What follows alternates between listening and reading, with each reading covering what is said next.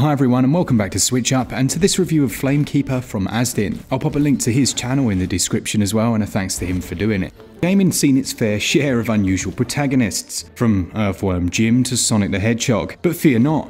If you've ever wanted to become a sentient piece of coal, tasked with keeping the monsters at bay and the eternal flames alight, this is the game for you. Flamekeeper was developed by Court Key Cave and published by Untold Tales, and now arrives on the Nintendo Switch. Is this gameplay mashup gonna heat up the roguelite genre, or fizzle out and be forgotten about? Well, let's find out.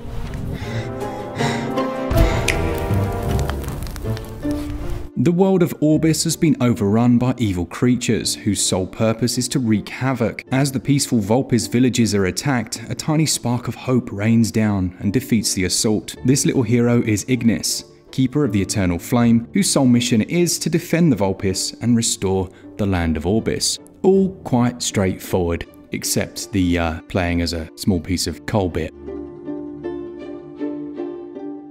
We're looking at a top-down roguelike game with some tower defense gameplay thrown in the mix. You'll play as the little Ignis, who will travel to the different biomes to restore the eternal flames, and yeah, you get the picture. The hub of the game is the main Vulpes village, which has different services available that will help you throughout your adventure. They include a power-up skill tree, a rune fitter, and some clever instructions dotted about the area. At the centre is the portal to each of the biomes. These are broken into 3 separate stages. The first 2 will require Ignis to find several lamps and return them to the eternal bonfire on the level. The third stage plays like a tower defense game, but more on that later. Ignis is a feisty little charcoal and can attack the many creatures that stand in his way, with new powers being unlocked throughout the game. He has a stamina gauge, which depletes whenever he throws a heavy attack, dash, or continuously jumps about, giving somewhat more depth to the combat. It's especially important when you're overwhelmed by enemies, as the player will need to keep an eye on how to stay alive within the limits of Ignis' stamina. The lamps are scattered around the area and will require Ignis to sacrifice some health to remove them from their pedestals. This is an interesting and quite clever mechanic, making sure you conserve your vitality for more than just combat. And it's also how he powers up that eternal bonfire, which eventually grows big enough to allow access to the next stage. Thankfully, there are little embers scattered around that replenish his health, as well as local Vulpes that will collect any scattered embers and store them up for you. In most games, having some pickup items disappear after some time can be a bit frustrating, especially when they're important. The developers managed to give the bystanding friendly creatures a productive purpose, and it works cleverly on many levels. They not only give life to the environments as they tidy up the floor and carry the embers to their homes, they also serve a useful purpose. Now, failing that, embers can be found atop trees dropped by enemies, or if all else fails, eat some mushrooms. Yeah. These will give Ignis a finite, randomized power-up, which could also be health regeneration. Vanquished enemies may drop scrolls, which will reward with a special powerful attack. There are other collectibles, particularly the red runes that open the black chests, with their contents containing the currency you'll need to unlock abilities in that central skill tree back in the hub area. Although the priority lies with collecting the lamps, it's always worth exploring for extra loot, as long as you're careful. Being a roguelite, dying means starting all over from the beginning, so permanent upgrades at that central skill tree are important. There are also some platforming sections, mainly focused on ascending rocks to uncover chests and other goodies. Falling into the abyss will deplete some health and respawn you near the bonfire. The shoulder L button allows the camera to zoom out, allowing for a slightly improved bird's eye view of the terrain, giving you a quick chance to scope out and look for any secrets or other traversable areas.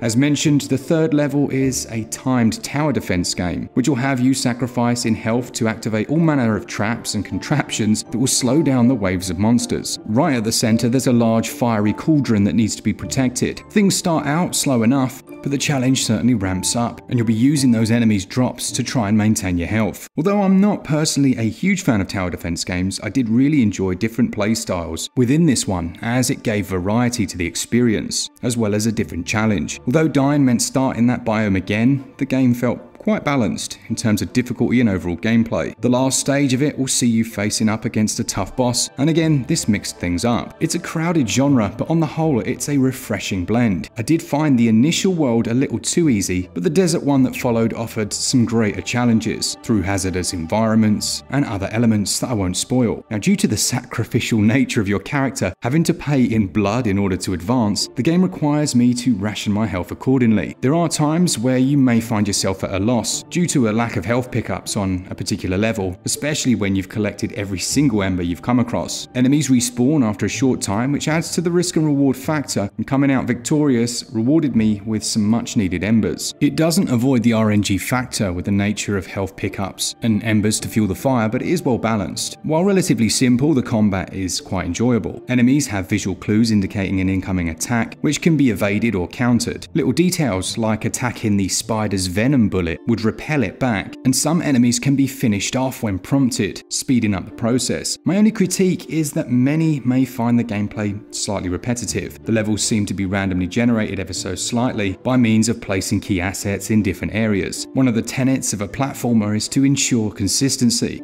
Jumping here is actually affected by the amount of stamina you've got. This affects the speed at which you can carry it out, which does feel a little bit cumbersome. Also, it's worth mentioning that the game will have 4 different worlds with 7 stages on each, but at the time of reviewing, I had access to only half, as the other half will be released as completely free content by the developer, and I think they see it as a sign of supporting their title post-release, rather than not providing the full game. However, completing the game here and getting something pop up on screen telling you that there's new content coming after around about 5 hours felt a little bit jarring. It's also the type of game that potentially could benefit from some form of multiplayer, but obviously that's not a negative, simply something I'd like to see. Overall, the gameplay is very enjoyable. It scores 16 out of 20 and controls score 16 out of 20.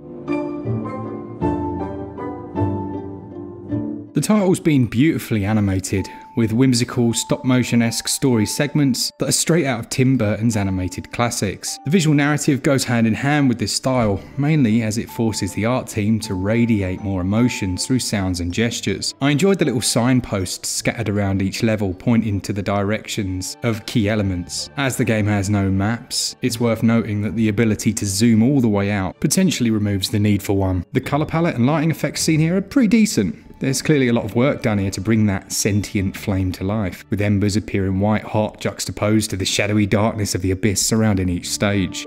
It gives the feeling of a suspended diorama of sorts. Now, I will say the font size is a little bit too small, particularly when you're playing in handheld mode, although I didn't notice any particular frame rate issues, which was good, and the soundtrack is fitting and enjoyable, if not standout. Visuals and performance score 16 out of 20, as do the sound and audio.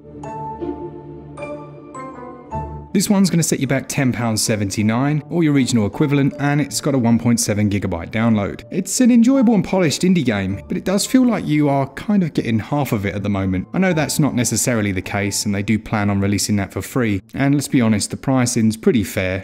However, at around 5 hours long, it's still on the shorter side. There is some replayability here for sure, but it's worth taking that into account. Value scores 14 out of 20. I think had Flamekeeper included all of the potential future free content, it would have felt like more of a complete experience. With that said, it's still enjoyable, and roguelike fans are going to lap it up. It's just that meal's not going to be a particularly long one.